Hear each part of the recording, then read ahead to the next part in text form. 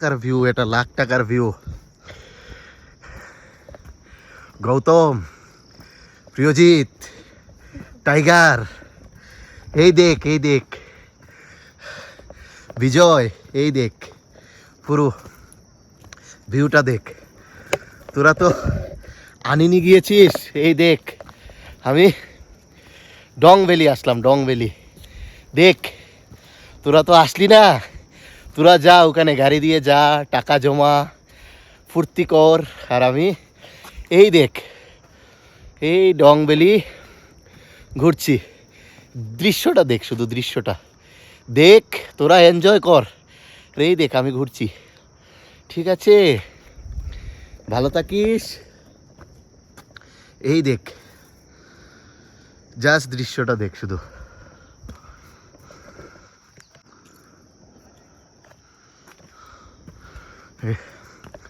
ডং ভ্যালির আমরা জাস্ট একটা পাহাড় অতিক্রম করলাম এবং এই দেখুন দৃশ্য।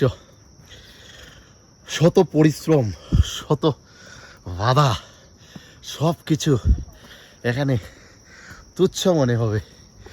What a scenario.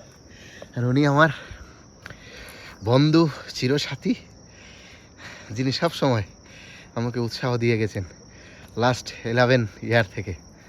সেই সুন্দরী মহিলা, এই আমার সফর সঙ্গী, এবং ওনাকে পেয়ে ধন্য।